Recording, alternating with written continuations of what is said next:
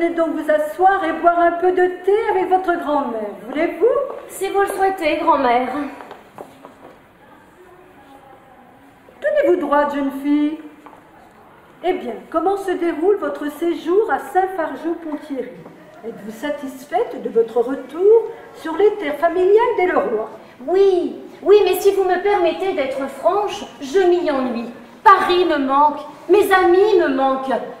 L'usine est belle, mais j'y erre comme une étrangère. Voyons, je crois qu'une explication s'impose. Et pour commencer, une petite leçon d'histoire. Ah non, mais... Ah! N'interrompez pas, vous voulez vous faire une place dans notre histoire familiale? Permettez-moi de vous rapporter quelques petites choses. Bien, grand-mère. Comme vous le savez, votre arrière-arrière-grand-père, Louis-Isidore Leroy, a travaillé toute sa vie durant dans le domaine du papier peint. C'est lui qui, en 1842, a déposé un brevet pour une machine qui permettait d'imprimer de façon simultanée plusieurs coloris.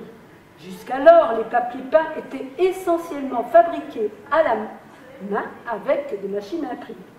Ce brevet a marqué le début de la fabrication industrielle du papier peint et le début du succès pour notre famille.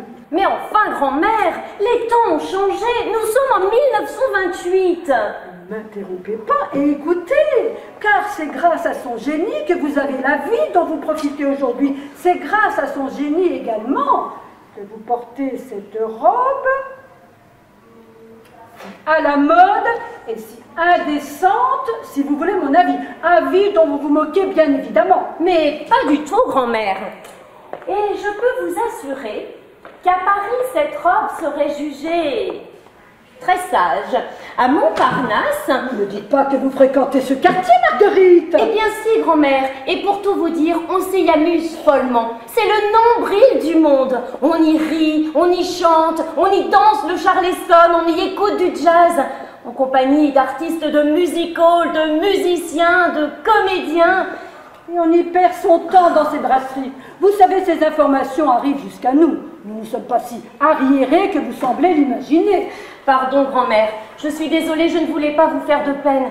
Mais il faut que vous compreniez que ces distractions sont de notre époque et de mon âge.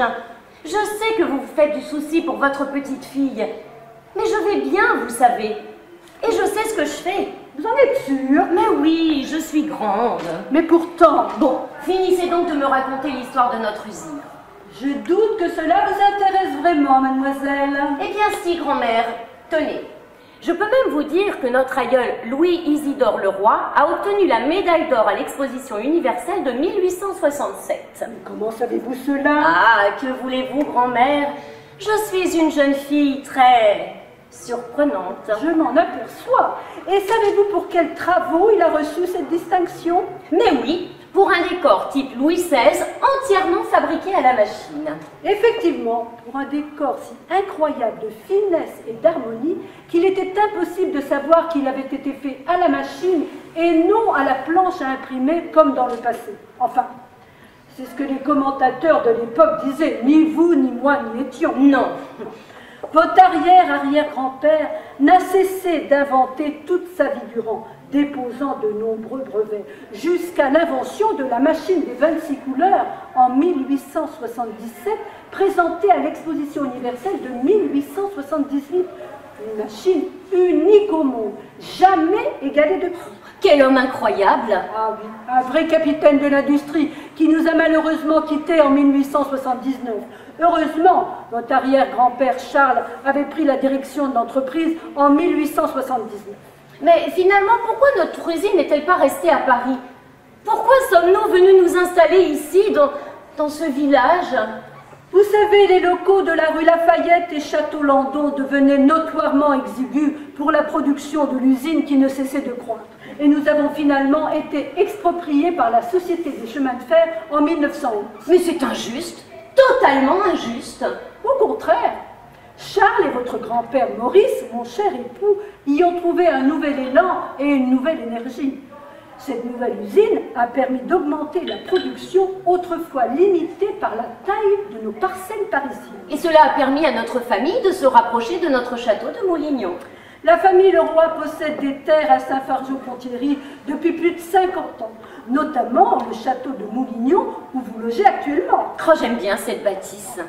C'est une demeure qui date du XVIIIe siècle, mais la famille Leroy l'a largement restaurée, y a ajouté une nouvelle aile et de nouveaux communs au début de ce siècle. Où dort mon cheval matin d'azur. J'aime tellement me promener avec lui. Eh bien, vous voyez que la campagne a du bon. Je sais bien, grand-mère. Notre famille est très attachée à cette ville, vous savez. Votre grand-père Maurice y est maire depuis 1912, bien avant l'ouverture de notre usine en 1919. Nous avons financé la construction de l'école de Moulignon et dotons même chaque année les meilleurs élèves de prix et de livrets de caisse d'épargne. Oh, c'est charmant. Quel dommage que ce soit aussi éloigné de Paris. Vous auriez dû voir Saint-Fargeau-Ponthierry au siècle dernier. Une toute petite ville, étape entre Paris et Fontainebleau. Oh, la ville a bien changé depuis l'installation de notre usine, mais aussi de la coopérative pharmaceutique. La population a plus que doublé ces 20 dernières années. L'eau courante et l'électricité y sont arrivées.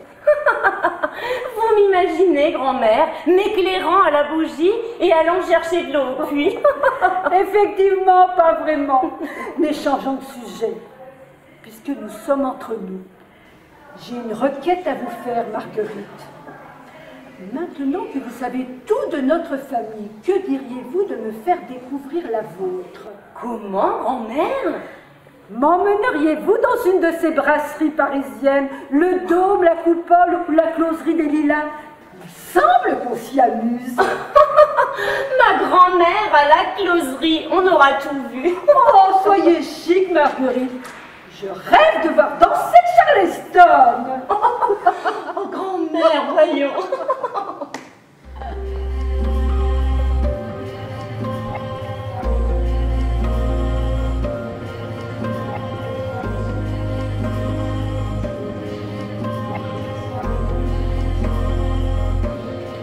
Monsieur Charles Legrand, s'il vous plaît, quelques questions pour mon journal.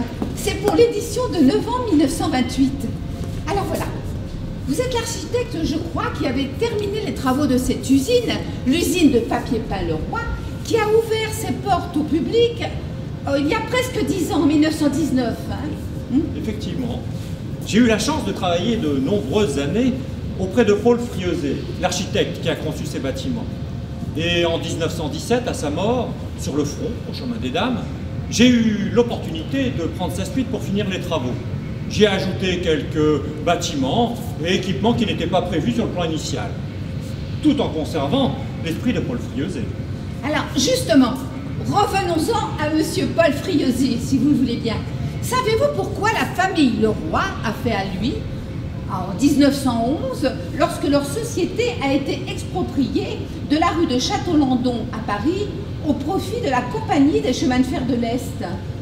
Il est assez logique finalement que les établissements Leroy fassent appel à notre équipe pour ce projet. Charles, le Paul Frieuset, a travaillé pendant plus de 25 ans avec Charles Leroy, alors dirigeant d'entreprise familiale. Il a notamment construit en 1905 une usine génératrice d'électricité pour le pôle Leroy de Paris. Il faut également se souvenir que nous avons construit de très nombreux bâtiments industriels ces 30 dernières années, notamment dans la région. Les grands moulins de Corbeil, par exemple, les usines Schneider à Champel-sur-Seine. Nous sommes également intervenus aux fabriques de papier d'Arblay de Corbeil, l'un des principaux fournisseurs de l'usine Leroy. Alors, nous savons que la famille Leroy est très attachée à la commune de Saint-Fargeau-Ponthierry. D'ailleurs, l'actuel dirigeant de l'usine est également maire de la commune. Vous savez si c'est cela qui a décidé la famille à installer leur usine ici? Il est indéniable que la famille Leroy est historiquement très attachée à la commune de Saint-Fargeau-Ponthierry. Mais ce sont des impératifs industriels qui ont dicté le choix de cet emplacement. Il faut tout d'abord citer la construction du pont sur la Seine en 1855 et qui a marqué le début de l'industrialisation de la commune. Puis, le chemin de fer en 1897 qui a permis de relier Melun, où se trouvent notamment les fabriques de papier d'Arblay, et Montereau, sur la ligne Paris-Lyon. Saint-Fargeau-Ponthierry, historiquement point d'étape routière sur la route de Paris, est donc également parfaitement accessible par voie maritime et par voie ferroviaire. Ce sont ces critères qui ont amené Charles le Roi à acheter cette parcelle de 6 hectares sur lequel était implantée une ancienne sucrerie, ses annexes et une zone boisée. Bien. Pouvez-vous nous parler du plan de cette usine? Ah, le plan pour cette usine. La commande était à la fois simple et très ambitieuse. Il s'agissait de créer une usine moderne, fonctionnelle, rapidement construite et autonome en eau et en énergie. Le projet était enthousiasmant. Nous avons donc conçu cette usine en 3 parties. La centrale électrique, côté Seine, où nous nous trouvons, les ateliers sur une superficie de 28 000 m² répartis sur l'ensemble du site, et les bureaux, le long de la rue Pasteur, encadrant l'entrée principale de l'usine. Les travaux ont débuté en décembre 1912. Tout d'abord par la centrale électrique, puis par les ateliers et enfin par les bureaux. En 1914, à la veille de la guerre, la plupart des bâtiments étaient déjà construits. Malheureusement, les événements ont retardé le déménagement. Et ce n'est qu'en 1919 que la production a réellement pu commencer sur le site. Alors, vous avez apporté un soin tout à fait particulier à cette centrale où nous nous trouvons, je crois.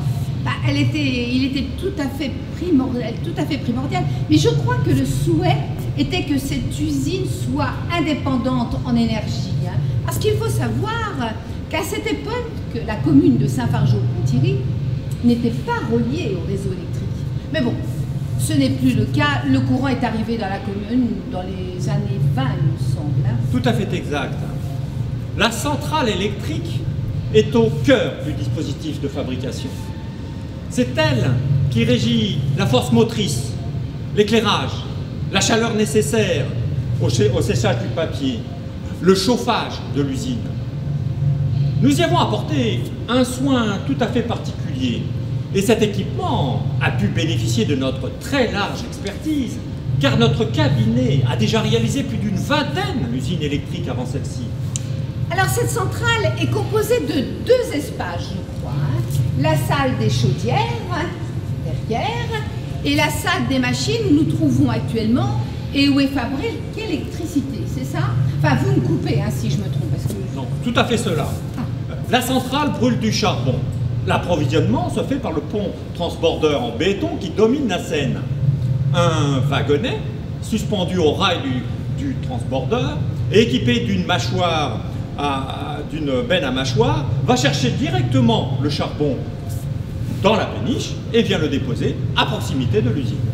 Oh là là, mais c'est tout à fait ingénieux. Mais alors dites-moi, comment la production est-elle contrôlée et maîtrisée? Grâce au tableau à dalle de marbre derrière nous. Et c'est lui qui règle pour toute l'usine la distribution de la force motrice, de l'éclairage, du chaleur.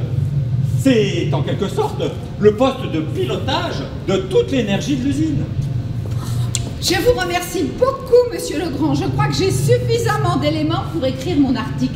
Mais dites-moi, dans quel état d'esprit vous trouvez-vous actuellement? Est-ce que vous êtes satisfait des travaux qui ont été effectués ici même dans cette usine de papier peint Leroy? Vous savez, notre objectif est de donner toutes ces lettres de noblesse à l'architecture industrielle. Et c'est ce que nous avons parfaitement réussi dans cette usine, en utilisant notamment les techniques de construction les plus modernes. Des toits terrasses, l'absence d'étages, des poteaux-poutres en béton armé pour les ossatures des bâtiments. Nous avons créé vraiment l'usine de demain, ici. Merci beaucoup. Merci beaucoup, monsieur.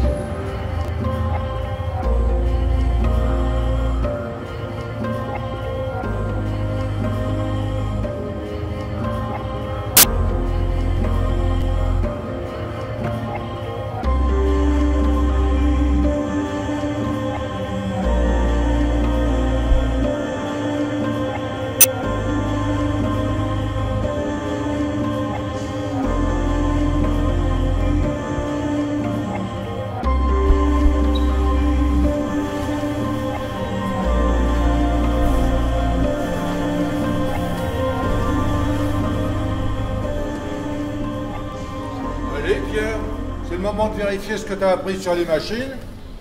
D'accord, monsieur Clément, mais je suis pas sûr de tout connaître encore. Hein. Avec le papier peint, tu connais jamais tout parfaitement. Ça rend modeste.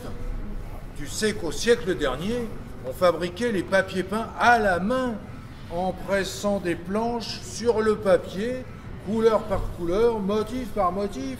Tiens, regarde ça. C'est ça, là. Hop. Tu prenais ça, hop, par couleur. Wow. Avec tout. Regarde un peu. Oh là là. Regarde un peu. Oh.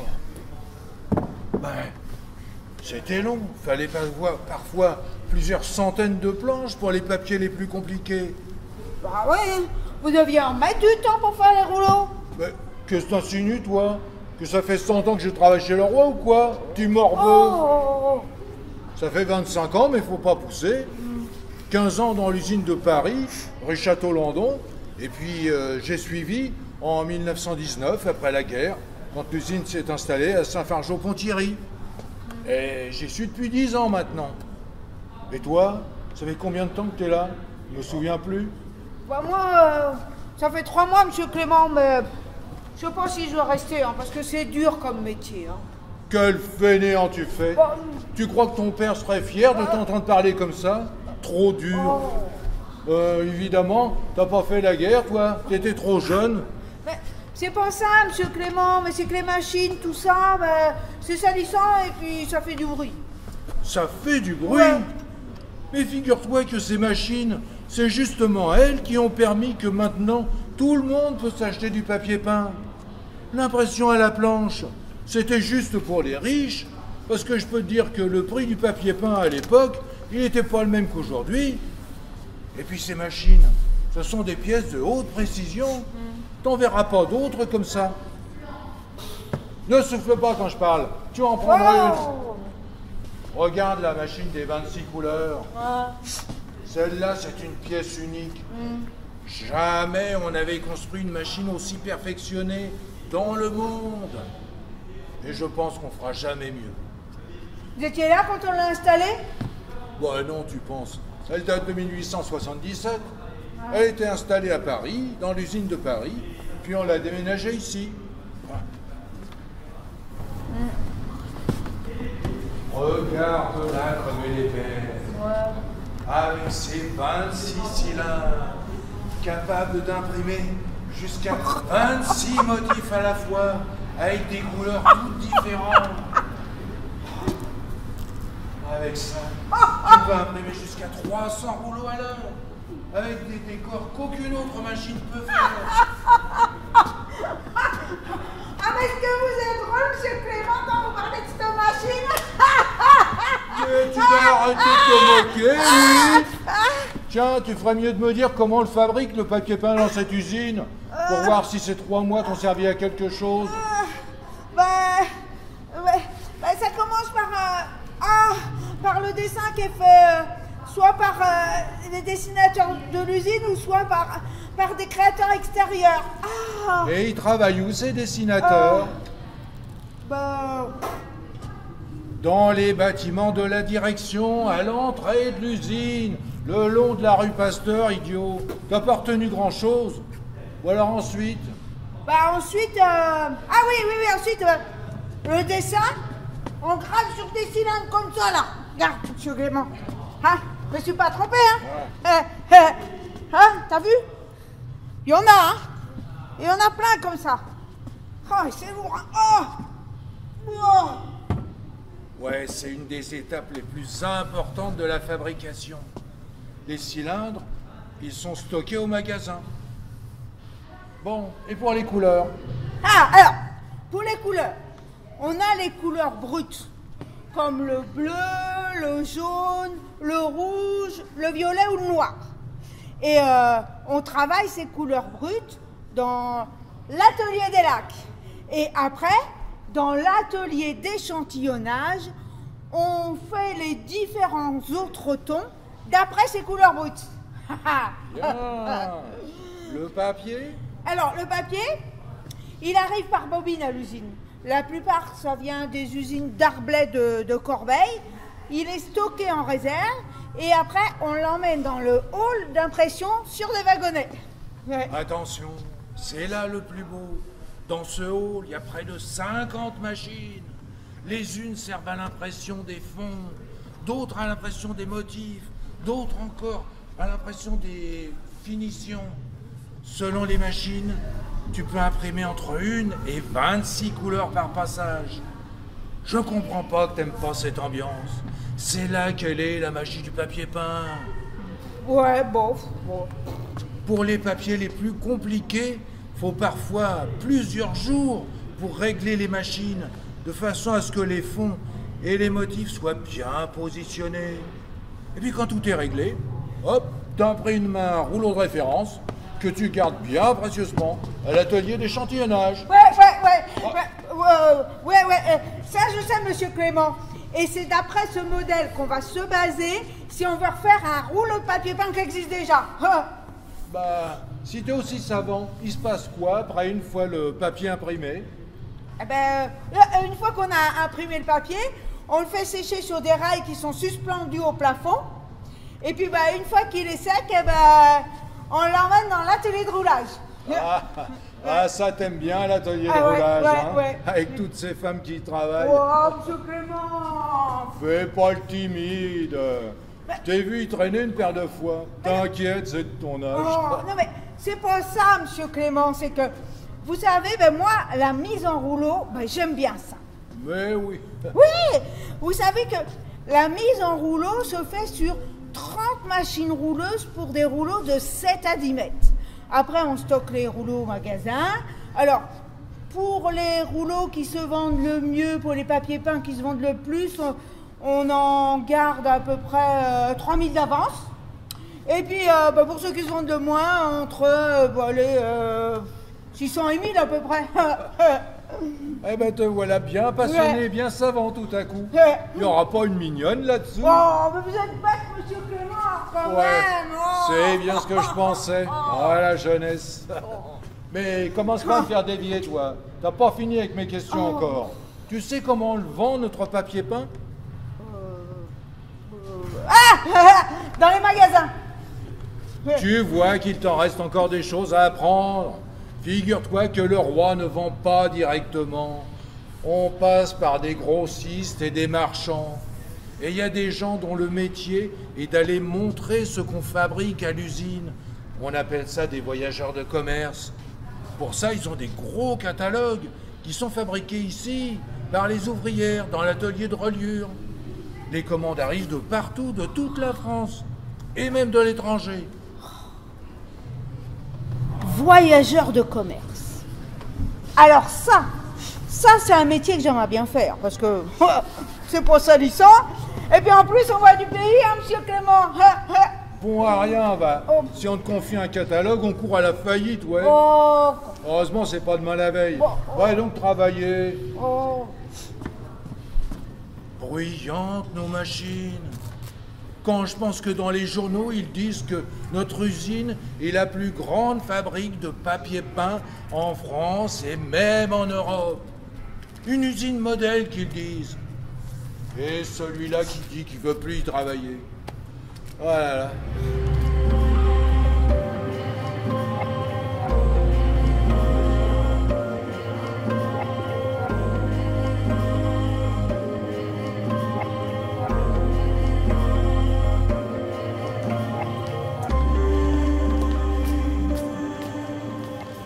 Hortense, ma chère cousine, comme je suis heureuse de ta venue chez nous. Moi aussi, Marie. Tu me manques tellement. Mais combien de temps depuis ta dernière visite? C'était il y a une éternité, il me semble. Bientôt 1 an. Oh non, mais tu négliges ma cousine. Que veux-tu? Saint-Fargeau-Ponthierry est si loin de Paris. Et Paris te semble tellement plus intéressant que notre petite ville, n'est-ce pas? Mais ne dis pas de bêtises. Bien sûr que je m'intéresse à vous, à Maximilien et toi. Mais j'ai gardé même toutes les lettres que tu m'as envoyées depuis 4 ans, depuis que vous êtes arrivés ici. Oui, je sais, ça a été un moment difficile pour toute la famille. Mais c'était une opportunité formidable pour Max. Devenir ingénieur dans la plus grande usine de papier peint de France, voire d'Europe. eh bien, c'est une occasion qui ne se refuse pas. Tu comprends? Ah, parfaitement. Mais toi, dans tout ça? Moi? Eh bien, moi, je suis l'épouse de monsieur l'ingénieur et ça n'est pas si mal. Mais bon, en même temps, tu sais très bien que depuis la fin de la guerre, on fait tout pour nous renvoyer au fourneau. Ah, oui, il semblerait que ces messieurs du gouvernement aient oublié que ce sont nos mères qui ont fait tourner le pays pendant que nos pères étaient sur le front. Et désormais, il faudrait que nous rentrions tranquillement à la maison afin de laisser la vie publique à ces messieurs. Maternité, allaitement, entretien du foyer, c'est le sort qui nous est réservé. Et toi, tu laisses faire. Moi? Mais ai-je vraiment l'air d'une faible femme qui se laisse dominer? Non, j'avoue, pour le moment, je suis Max dans sa carrière, mais nous verrons bien d'ici quelques années. Et en attendant ce destin, tu fais le ménage. Non, je m'occupe de notre joli pavillon mis à la disposition de Max par les usines Leroy. 100 mètres carrés sur 3 niveaux et un grenier, ça n'est pas rien. Et avec tout le confort, chère cousine. Des cheminées en marbre, l'eau courante potable, l'assainissement assuré par des fosses septiques raccordées à l'égout. Oh mon Dieu, épargne-moi les détails. Ah mais c'est important. Ma chère cousine, tu crains que je sois cloîtrée dans une région totalement arriérée. Mais rassure-toi, ça n'est pas le cas. Tiens, par exemple, sais-tu que tous les logements construits à proximité de l'usine bénéficient du courant électrique depuis le milieu des années 20, grâce au raccordement à la société de gaz et d'électricité de Melun. Décidément, tu deviens presque aussi rasoir que ton ingénieur de Max. Oh. Tiens, en parlant de confort et de progrès, figure-toi que Charles m'a offert l'an dernier au Salon des Arts Ménagers 1926 un aspirateur Electrolux. Oh, j'en suis folle. Non seulement il aspire, mais il désinfecte et parfume l'air grâce à un tampon filtreur. Bon, pour un peu, je le passerai toute la journée. Ah bah tu as beau jeu de te moquer de mes goûts de femme au foyer, hein. Te pâmer devant un aspirateur, on aura tout vu. Le Salon des Arts Ménagers, tu aurais dû voir ça. Tu sais que depuis un an, il se déroule sous la nef du Grand Palais. Tout ce qui se fait de mieux au monde. Des appareils partout et des démonstrateurs qui te laissent tout essayer. Alors, tu as des fers à repasser électriques, des cafetières électriques, des grippeurs, des sèche-cheveux, des fers à friser et même des briques électriques pour chauffer les lits et des cataplasmes à brancher. Eh bien, non mais tu sais, moi ce dont je rêve vraiment, c'est d'une machine à laver le linge. Oh, moi aussi. J'en ai vu au salon. Mais Charles dit que c'est au-dessus de nos moyens. Il est vrai que, avec la santé de mon pauvre petit Edmond, nous dépensons des fortunes auprès des médecins et des hôpitaux. Bah oui, pauvre petit Edmond. Mais regarde, je lui trouve meilleure mine. Tu as bien fait de l'emmener avec toi. Je suis sûre que l'air de la campagne lui fera du bien. J'espère, hein, parce que j'avoue être un peu démunie par cette situation. Oui, je comprends. Tiens, sais-tu que le roi a créé sa propre société de secours mutuel pour son personnel en cas de maladie? Elle complète les remboursements des assurances sociales et elle vient ainsi en aide aux plus miséreux. Oh, décidément, ils ont tout prévu. Eh ben oui, exactement. Une coopérative d'alimentation installée au milieu des cités Leroy permet aux ouvriers de s'approvisionner en marchandises à des prix préférentiels. Elle vend également le charbon domestique à des tarifs très intéressants et une caisse de solidarité vient en aide aux familles en cas de naissance, décès, maladie. D'accord, ma cousine, je rends les armes. Tu as gagné. Ta vie n'est pas aussi miséreuse que je le pensais. Merci, ma cousine. Mais, il y a un domaine sur lequel je suis sûre de te battre à plat de couture. C'est celui des loisirs. Sais-tu ce qui me passionne en ce moment? La radio. Oh, nous en avons acheté une avec Charles. Bon, un appareil de seconde main, bien sûr. Je passe des heures devant mon poste, notamment en soirée, quand il diffuse du jazz, de la musique et même du théâtre. Ah oui? Oh, j'ai entendu parler d'un speaker à la mode, un certain... Radiolo. C'est ça. Oh, enfin, Maurice Laporte de son vrai nom, mais tout le monde l'appelle Radiolo parce qu'il travaille chez Radiola. Oh, je l'adore celui-là. Ce que je préfère, ce sont ces pièces radiophoniques. Figure-toi que l'autre soir, il nous a fait vivre Maremoto, l'histoire du naufrage d'un bateau en plein océan. J'en ai fait des cauchemars pendant plusieurs nuits. Alors là, j'avoue que je t'envie, parce que nous n'avons pas encore la radio, nous, ici. Néanmoins, au sein de l'usine, la bibliothèque met à la disposition de son personnel un grand nombre de livres. Et elle programme aussi maintenant chaque semaine des séances de cinéma. Alors là, je t'avoue que je suis une spectatrice assidue. En revanche, bon, je boude un petit peu la société de musique de l'usine. Je ne suis pas très portée sur ces airs de fanfare. Dis-moi, tu te souviens que tu m'as fait une promesse? Moi? Oui, tu m'as promis de me faire visiter le fameux club sportif Leroy avec ses escrimeurs et ses cyclistes. Ah, toi tu rêves d'affoler ces messieurs en jouant ta parisienne au milieu des ouvriers, hein? Que veux-tu? J'adore le sport. Enfin, les sportifs. Allez, sois chic. Charles est resté à Paris. Il est si peu athlétique. Ah, mais tu es incorrigible. Je sais. Bon, allez, en route cousine, partons pour la salle d'entraînement. Allez.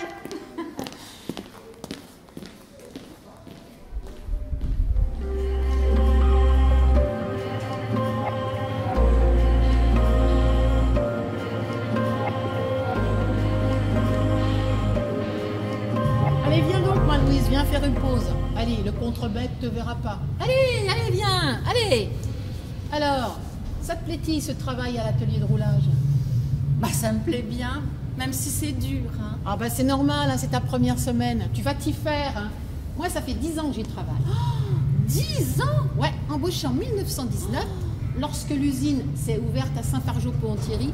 Moi, embauchée ici, et mon Maurice à l'atelier de mécanique. L'ambiance me plaît bien. Ah ouais, c'est vrai que c'est bien. Hein. Toutes ces filles à l'atelier de roulage, à force de faire des rouleaux de papier peint toute la journée, eh ben ça devient un petit peu comme ta deuxième famille, tu vois. Ah bon? Oh, allez, va, sois pas triste. Allez, je sais bien que ta famille te manque. Viens donc à la maison ce soir, on va faire un bon repas, ça va te faire du bien. Oh, merci. Bon, puis t'inquiète pas, hein, maintenant que tu es installé, bah, tu vas rencontrer un de ces ouvriers célibataires, et en moins de temps qu'il n'en faut, eh ben, tu vas devenir maman, et tu as fondé une famille, tu vas devenir maman, et puis tu vas voir, tu vas regretter le temps où tu étais célibataire, et ta jeunesse aussi, tu vas voir. Moi, vous êtes drôle, vous alors, hein? Mais dis donc, toi, au fait, t'habites où maintenant? Bah, j'ai trouvé une chambre dans une pension en ville, mais j'ai entendu dire qu'un logement pourrait se libérer au Cité Leroy. Ah bah, je te le souhaite, hein, ma fille. Hein.